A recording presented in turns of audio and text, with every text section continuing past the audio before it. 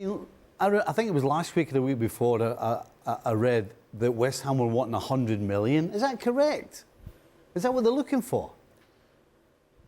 West Ham are entitled to ask for whatever they like, and I wouldn't be surprised if that's what they were asking here. And obviously 100 million for Paqueta seems mad, but then, is that as out there as 120 odd million or whatever it was, or 110 million, whatever it was for Enzo Fernandez? I don't know. Shaq, you've seen a lot of West Ham, of course, over the last couple of seasons. How good is Paqueta? I think good player, but nowhere near 100 million. I said that previously. When I first saw the initial bit of it, what was, I think, 65 or something in the region, I thought that was fantastic value for Paqueta, and certainly the player he was for West Ham. Now, as I said last week, maybe Pep Guardiola has seen something that I don't fully appreciate. Maybe he sees him fitting in a way that I don't see myself.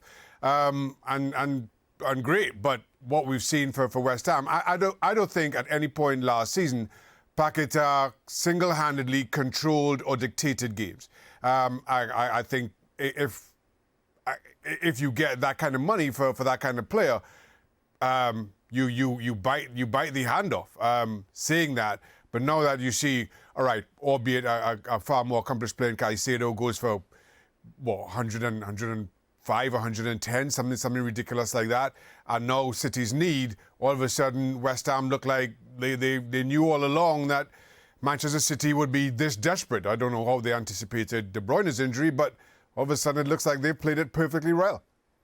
City are, of course, in Greece at the moment, ahead of their Super Cup tie with Sevilla. I would go into a big preview detail, but I don't think anyone needs that in their lives. According to the bookies, City are favourites, 5-1 on to lift the trophy tomorrow. Meanwhile, a deal that we've spoken about a lot over the last few weeks is confirmed. It is done. David Raya making that move to Arsenal to compete with Ramsdale to be the #1 goalkeeper. Gab, is this an Arteta signing? I would assume so. I think after the season he had last year, I think Arteta is definitely a big part of the decision-making process there. So I don't think Raya would be there without Arteta's green light. Now, I know what you're going to ask Shaka, I would imagine. It certainly seems odd that you would have two goalkeepers competing for the position when one of those two goalkeepers, you anointed as your #1 last season and had a very good season, because having two guys competing for playing time in goal, certainly unconventional. We've seen it very, very few times, and very rarely by choice. We've heard you say it before, Shat. You don't like this. Yeah, no. Well, listen, on the face of it, I like it. If you establish who's your #1 and who's your #2. And for me, right now, Ramsdale is the #1, Raya is the #2. I don't like it from a David Raya perspective, because I think he's far too talented a goalkeeper to just casually settle to be Ramsdale's #2. That being said, when Arteta bought Ramsdale, I thought he was coming in to be Bernd Leno's #2. Arteta clearly had different ideas. Maybe he does this time around, but Bernd Leno wasn't an Arteta signing. So I don't know how he plans to play this, but he's got two very talented goalkeepers. My only ask or my only hope is that he establishes who his #1 is, who his #2 is. For me, that's Ramsdale and then Raya. Just doesn't make sense from a Raya perspective. You can make this simple or you can make it hard. And the simple way is exactly what Shaka said. You take Ramsdale aside and say, look, you're #1. Right. I'm buying this guy to keep you on your toes and to push you, and as good as you've been, make you better. And he knows coming in that that's the situation. And that's it. Because now all you've done now is created competition. They both know where they stand, and off you go. If you want to make it really hard and start playing with people's head, then you pull Ramsdale in and say, look, this is competition, and right now I'm not sure where you stand, whether you're number one or number two. Right. And that would suggest that Raya's coming in with the same thoughts. He doesn't really know where he is. All you're going to do is mess around with both goalkeepers' heads.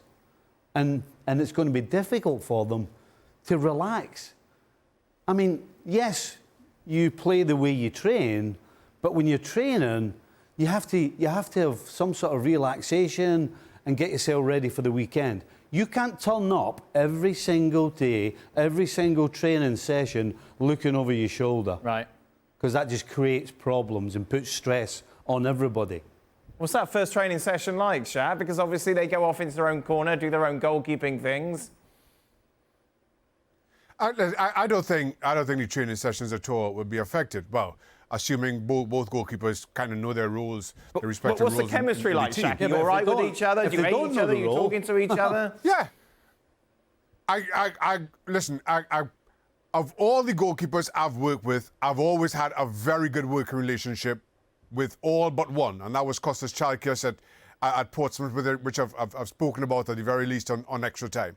But everybody else outside of Chalkias, you understand that my role and responsibility is to get the best out of the other guy, and he's to do the same for me. And I think once both goalkeepers in this circumstance kind of understand that and respect that tradition, let's call it, of how goalkeepers work, I think that they both, and the club, benefit from it.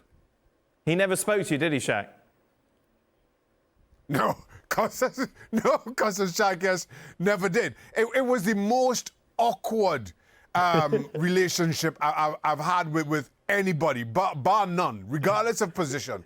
It was just the weirdest thing. And as I say, every single other goalkeeper I've worked with my entire career, whether I'm talking kids that growing up in Trinidad and Tobago, through college, through professional, I've had really good working relationships with. And then Kostas Chalkias just comes in and wouldn't even tell me good morning. It was the weirdest thing ever. But talk to everybody else. I love it. That's a Burley move, isn't it? Oh, wow. I can imagine Burley doing that, most definitely.